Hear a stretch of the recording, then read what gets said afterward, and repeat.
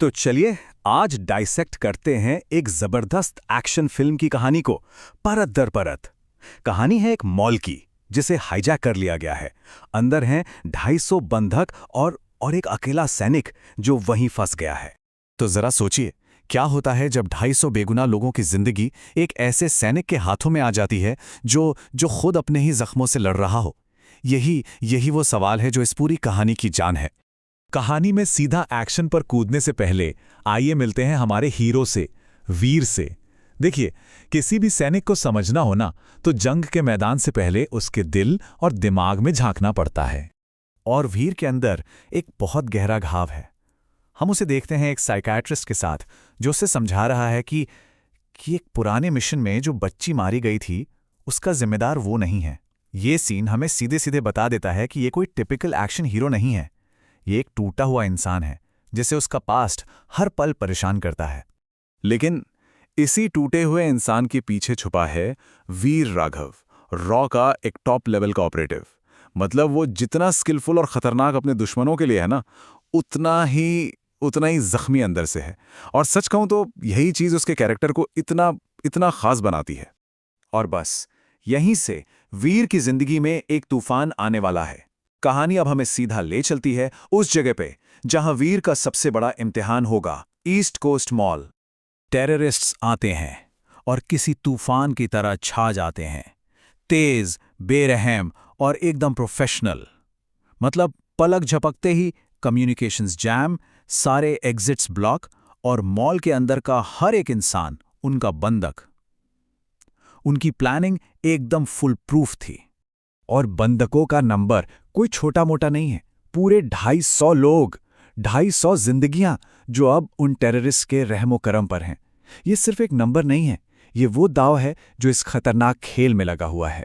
तो टेररिस्ट चाहते क्या हैं? उनकी मांग एकदम क्लियर है, अपने पकड़े गए लीडर उमर फारूक की रिहाई।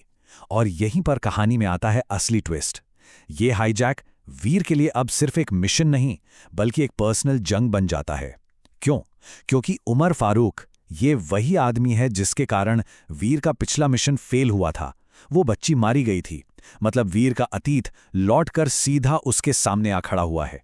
तो अब वो एक फंसा हुआ आम इंसान नहीं, बल्कि एक घायल शेर है जो पलटवार करने को तैयार है। तो चलिए देखते हैं कि वीर कैसे इस घेराबंदी को अपनी पर्सनल वॉर में बदल देता है। तो वीर अब बंधक नहीं, शिकारी बन चुका है। वो अपने शांत दिमाग और प्रोफेशनल ट्रेनिंग का इस्तेमाल करता है, पर उसके हर एक मूव के पीछे एक ही नाम है, उमर फारूक। वो एक एक करके गार्ड्स को निपटाता है, खुफिया जानकारी निकालता है और किसी तरह बाहर की दुनिया से कांटेक्ट बना लेता है। मतलब उसने टेररिस्ट्स को अंदर से तोड़ने का प्लान बना लिया है। और उसकी सबसे बड़ी चाल, साइकोलॉजिकल वॉरफेयर। वो मॉल के पीए सिस्टम का इस्तेमाल करता है और खुद को एक बांग्लादेशी टेररिस्ट बता देता है। सोचिए, एक ऐसा कंफ्यूजन पैदा कर दिया कि टेररिस्ट और सरकार दोनों के होश उड़ गए। ये साबित कर देता है कि असली जंग गोलियों से नहीं, दिमाग से जीती जाती है। लेकिन ठीक जब लगता है कि वीर सिचुएशन को कंट्रोल कर रहा है, कहानी में एक ऐसा जबरदस्त मोड़ आता है जो सब कुछ बदल कर रख देता है। पता चलता है कि जो नजर आ रहा है वो पूरा सच है ही नहीं। इस पूरी साजिश का मास्टरमाइंड कोई टेररिस्ट नहीं, बल्कि देश का होम मिनिस्टर है। दुनिया के सामने तो वो एक देशभक्त बना हुआ है जिसकी पत्नी और बेटी भी अंदर फंसी हुई हैं, लेकिन असल में उसी ने अपने पॉलिटिकल फायदे के लिए ये पूरा का पूरा खेल रचा है। और फिर हमें मिलता है वो एक सबूत जो इस पूरे धोखे से पर्दा उठा देता है। होम मिनिस्टर का टेररिस्ट को किया गया एक सीक्रेट फोन कॉल जिसमें वो पूछ रहा है, धमाका कब करने वाले हो? सिर्फ एक सवाल, और इस एक सवाल में उसका पूरा देशद्रोह सामने आ जाता है। और होता क्या है, मिनिस्टर की साजिश काम कर जाती है। सरकार प्रेशर में आकर उमर फारूक को छोड़ने का फैसला कर लेती है। अब सोचिए वीर के बारे में, ये उसके लिए सबसे बड़ा झटका है। जिस आदमी ने उसकी जिंदगी बर्बाद कर दी, अब वही सिस्टम उसे आजाद कर रहा है जिसे बचाने की उसने कसम खाई थी। जब सिस्टम फेल हो जाए, जब सारे रास्ते बंद हो जाएं, तब वीर अपने अंदर के बीस्ट को आजाद कर देता है।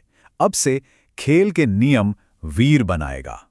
और वीर अब वो करता है जिसके बारे में किसी ने सोचा भी नहीं होगा। वो सीधा होम मिनिस्टर को उसी की भाषा में ब्लैकमेल करता है।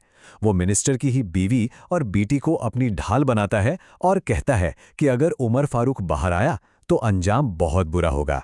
मतलब उसने विलन के हथियार से ही विलन पर वार कर दिया। लेकिन रुकिए, वीर के लिए कहानी मॉल में खत्म नहीं होती। नहीं, बंधकों को बचाना तो बस पहला स्टेप था। असली मिशन तो उमर फारूक था, और अब वो निकलता है एक अनऑफिशियल खतरनाक मिशन पर। पाकिस्तान में घुसना, फारूक को किडनैप करना और फिर आसमान में पाकिस्तानी जेट्स से डॉग फाइट। ये अब देश का मिशन नहीं था, ये वीर का जुनून था अपनी अधूरी कहानी को पूरा करने का। और आखिर में वीर का ये एक डायलॉग पूरी कहानी को समेट देता है। ये जो कमिटमेंट थी, ये सिर्फ देश के लिए नहीं थी, ये उस बच्ची को दिया गया एक खामोश वादा था, अपने जख्मों को भरने का वादा था। और इस एक कमिटमेंट को पूरा करने के लिए वो किसी भी हद तक जा सकता है।